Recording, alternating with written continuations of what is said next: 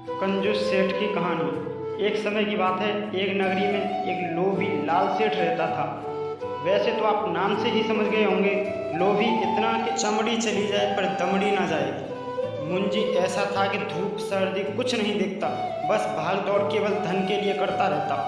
उसके दिमाग में बस एक ही बात बैठी हुई थी कि किसी तरह से बहुत धनवान बनूं। सुबह शाम रात दिन बस एक हाय धन करता रहता। दुकान में तराजू के पलड़े चमड़े के, तराजू की डांडी लकड़ी की, और बाट भी दूसरे दुकानदारों से उधार मांग रखे।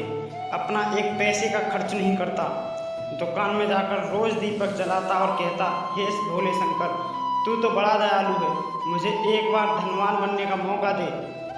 ऐसे ही काफ़ी दिन बीत गए तो एक दिन पार्वती माता शंकर जी से बोलती हैं, हे नाथ, इस लोभी लाल सेठ को देखो, रात दिन हाय धन करता रहता है। प्रभु, मेरे कहने से आप इसको एक बार धनवान बनने का मौका दें, आपकी बड़ी कृपा होगी। शंकर जी बोले, पार्वती तू बड़ी भोली है, इस लोभी लाल सेठ को अगर मैंने धनवान बनने का मौका दिया तो यह दीपक जलाना भी छोड़ देगा। लेकिन पार्वती माता के बार बार जिद करने पर शंकर जी ने कहा, तो ठीक है, मैं इसको एक मौका देता हूँ, आगे इसकी किस्मत। भोले शंकर एक महात्मा जी का वेश बनाकर गए और लोभी लाल सेठ के पास आ जाते हैं और कहते हैं, हे सेठ जी, मैं एक महात्मा हूँ, बहुत दूर से पैदल चलकर आ रहा हूँ, मैं तीर्थ व्रत बनाकर आ रहा हूँ। मेरे पास एक पारस पत्थर है जो लोहे को टच करते ही सोना बना देता है, इसे आप रख लो, मैं 6 महीने बाद वापस आऊँगा तो मुझे लौटा देना। सेठ जी अब बहुत ही प्रसन्न होकर बोले, ठीक है, मैं 6 महीने में वापस लौटा दूंगा। महात्मा बोले, नहीं सेठ जी, पहले एक शर्त मंजूर करो।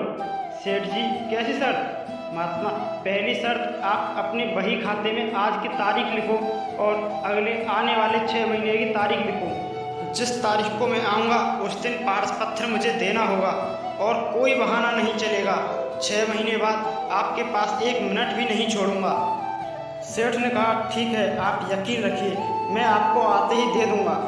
इतनी बात करके महात्मा जी चले गए।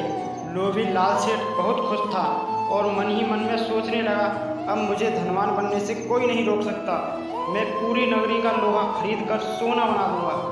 दूसरे दिन सुबह सेठ जी बाजार गए और लोहे का मोल भाव करने लगे। लेकिन ये क्या, कल तक जिस सोने का मूल्य 8 आना शेर था वह आज 2 रुपये शेर हो गया। लोभी लाल सेठ दूसरी दुकान पर गया तो वहाँ 2.5 रुपये शेर बताया।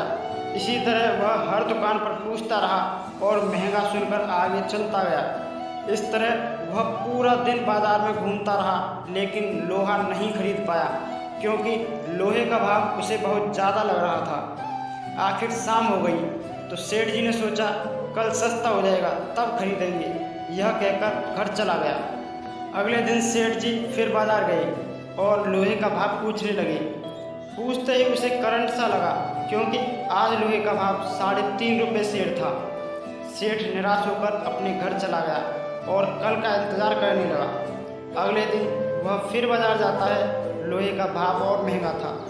वह फिर घर वापस आ गया। ऐसे ही दिन बीतते गए, लोहे का भाव दिन प्रतिदिन बढ़ता गया और वह एक दिन सस्ता होगा इसी उम्मीद में बैठा रहा। ऐसे ही इंतज़ार करते करते ना जाने कब 6 महीने गुजर गए और महात्मा जी दुकान के आगे आ धमके। महात्मा जी को देख सेठ सन्न हो गया और कहता है, महाराज आप दुकान में बैठिए, मैं अभी बाजार जाकर आता हूँ।